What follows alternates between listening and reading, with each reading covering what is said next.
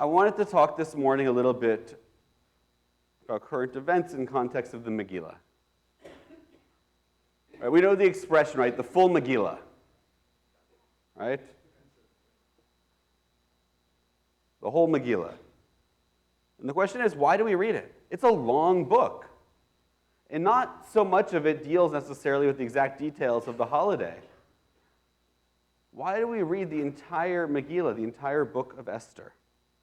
It takes a lot of time. And especially today, when we have synagogues like ours, where we use this triennial cycle for the Torah reading, we shorten it. The question arises, why not shorten the megillah?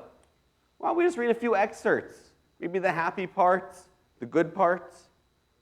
Well, if you think that, it wouldn't be a new thought. It actually comes from the Tosefta, a document of rabbinic texts from almost 2,000 years ago. There's an argument, a debate amongst the rabbis about whether or not we should read the entire megillah. Rabbi Meir says that we should read the entire thing, from the beginning all the way to the end. But Rabbi Yehuda says that we start with the words, Ish Yehudi.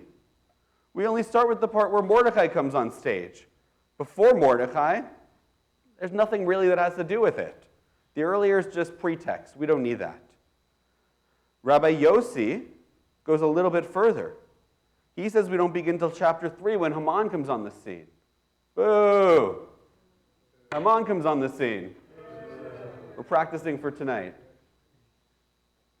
He says that until there was an enemy, the Purim story didn't really begin. It was just about a family living in Shushan, and the king and his queen and whatnot, and Mordechai and Esther. Until there was an enemy, the story didn't start.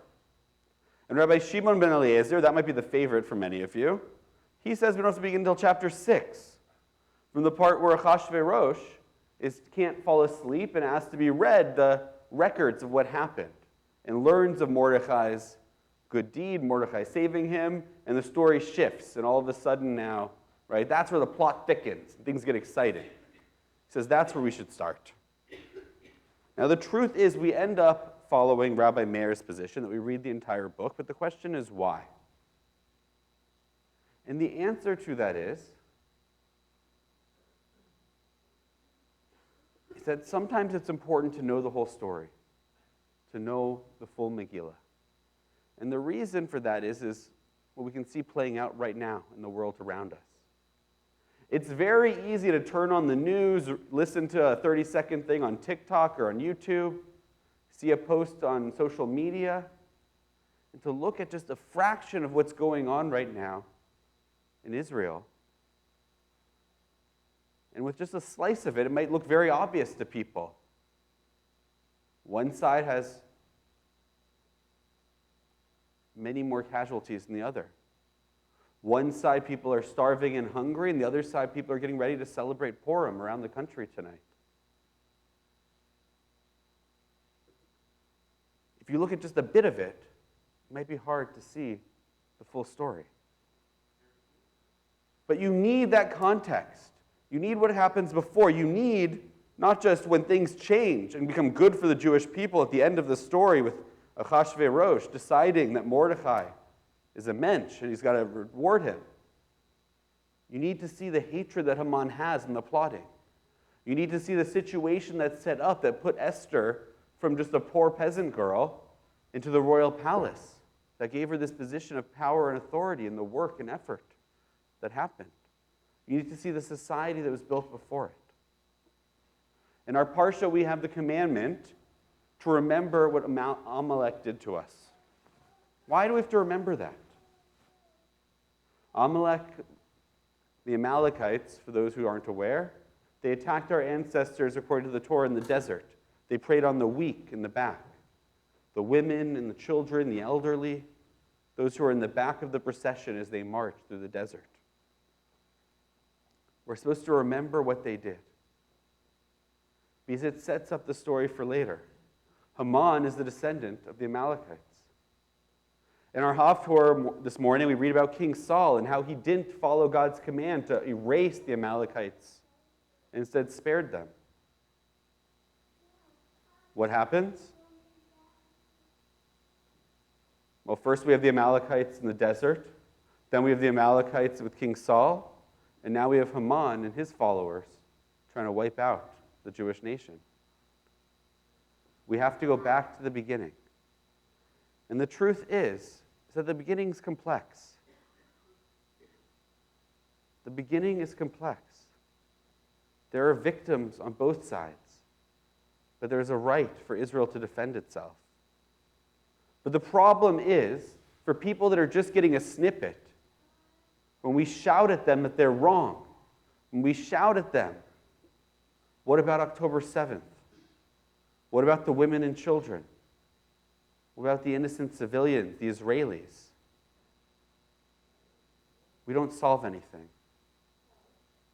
What we need to do is find a way to educate others about the complexity of war, about the complexity of what's happening in the Middle East, about the complexity of Israel and Gaza, and Israel and the West Bank. We need more than short sound bites. So I think it's an important lesson we can learn here from this Tosefta, and a lesson that we need to find a way to incorporate if we're going to do the work that's needed, to do hasbara, to speak on Israel's behalf in the diaspora, to speak out.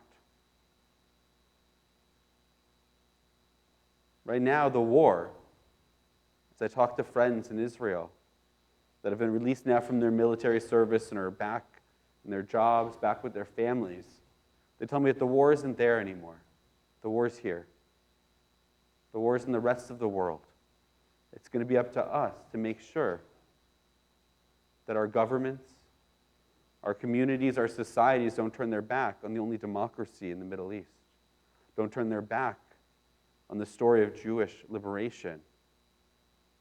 And that war is going to be fought not by shouting, by helping people to understand the full picture, the whole megillah.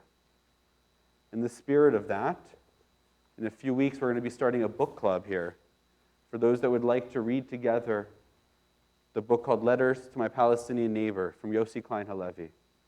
The series of letters written by Yossi Klein Halevi, an Israeli man,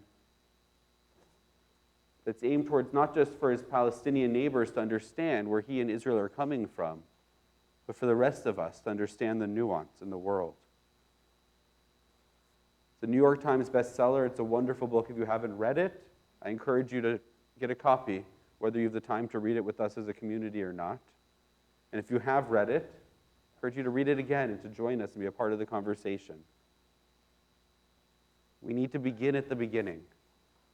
It's the only way we can have progress, we can have a solution, we can do the work that's needed to do to be there to support and defend Israel. Shabbat Shalom.